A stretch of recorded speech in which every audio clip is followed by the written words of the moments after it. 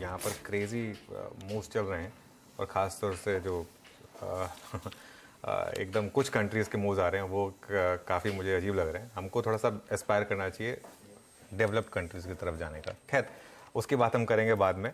आज लेकिन शो की शुरुआत करते हैं और आज जो हमारी पहली हेडलाइन थी आज वही डोमिनेट करने वाली है। नीरज जी थोड़ा आज मैं आपको प्रीएम्प्ट कर रहा हूँ, सॉरी, लेकिन क्योंकि आज का सबसे इंपॉर्टेंट चार्ट अब आपकी स्क्रीन पर आएगा। इससे इंपॉर्टेंट चार्ट आज के लिए कुछ भी नहीं है। ये है यूएस का 10 ईयर का बॉन्ड यील्ड का चार्ट। और अब ये देखिए हर्षदा, एग्जैक्टली एक साल पहले एग्जैक्टली आज के दिन ही ये हाई था इसका 4.366 के करीब था। कल 4.365 तक करीब हम गए। सबसे इंपॉर्टेंट चार्ट है ये, क्योंकि ये जो यूएस की 10 ईयर की बॉन्ड यील्ड है ये जिस ऊंचाई पर पहुंची है वो ये बता रही है कि आप जो मर्जी मान लें मार्केट को लेकर, फेड को लेकर आप कुछ भी समझना चाहें, मार्केट ये मान के चल रही है कि अभी तो यूएस में और रेट हाइक्स होनी है और काफ़ी रेट हाइक्स होनी है। ये देखिए ये इस समय यूएस की जो 10 ईयर की बॉन्ड यील्ड है वो जो एक 2-3 बार रेड बार्स आए थे जिसने उम्मीद जताई थी कि शायद अब मामला सुलटेगा, लेकिन नहीं, अब ये एक वन वे रैली की तरफ बढ़ रहा है। तो ये 52 week high US bond yield का, और डॉलर इंडेक्स भी 103 के ऊपर। ये मैं इसलिए कर रहा हूँ क्योंकि जो आप हेडर देख रहे हैं कि इतनी एफआई सेलिंग क्यों हो रही है, ये अब इसको हम एक्सप्लेन कर रहे हैं कि इतनी एफआई सेलिंग क्यों हो रही है। और ये सिर्फ इंडिया का फिनोमेना नहीं है, ये पूरी की पूरी एफआई सेलिंग जो है वो वर्ल्ड वाइड हो रही है।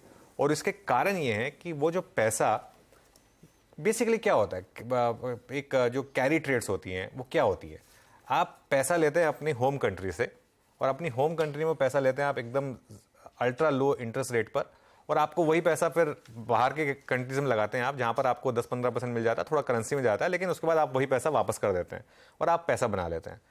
लेकिन जहाँ आप ये फैक्टर नहीं करते हैं कि खुद के इंटरेस्ट रेट आपके बढ़ रहे हैं, तो वहाँ पर आपको उतना पैसा और देना है। डॉलर इंडेक्स भी 103 के ऊपर है, ब्रेंट भी 85 के ऊपर है, और इन्फ्लेशन ने कम बैक किया है, ना सिर्फ ग्लोबली बट इंडिया में भी एक इन्फ्लेशन ने एक कम बैक किया है। तो ये एक बहुत बड़ा फैक्टर है। और एक चीज़ आप देखिए, 28 जुलाई से एफआई की सेलिंग शुरू हुई थी हमारी मार्केट में। 28 जुलाई की सिग्निफिकेंस समझिए, अनिल जी को भी याद होगा वो दिन था जिस दिन बैंक ऑफ जापान ने वो अपनी जो अल्ट्रा लूज पॉलिसी थी उस पर ब्रेक लगाया था। तो वो जो कैरी फॉरवर्ड ट्रेड थी जिसमें आप जापान में भी पैसा लेकर लगा रहे थे, उसका एक रिवर्सल हुआ। लेकिन मैं एक चीज़ फिर जोड़ रहा हूँ, इतना सब होने के बावजूद हमारी मार्केट शानदार तरीके से आउट परफॉर्म कर रही है।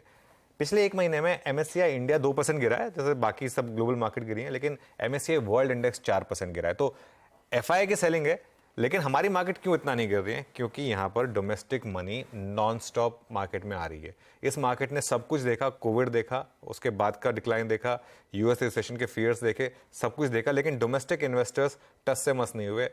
एक कारण ये भी कि उनके पास और कोई ऑप्शन नहीं है यहीं पे इन्वेस्ट करना, बाकी कहाँ इन्वेस्ट करेंगे। लेकिन जो भी है, हमारी मार्केट इसलिए नहीं कर रही है क्योंकि डोमेस्टिक पैसा अभी भी काफ़ी है। लेकिन ये इस पर नज़र रखें, ये एफआई सेलिंग ठीक है 1000-1200 करोड़ तक की ठीक है, वो जो 5-6 हज़ार करोड़ रुपए वाला रोज मामला अगर वो आ गया तो दिक्कत होगी, तब तक दिक्कत नहीं है। तो अभी तो धीरे धीरे करके आंकड़ा बढ़ रहा है, लेकिन अलार्मिंग लेवल्स पर वो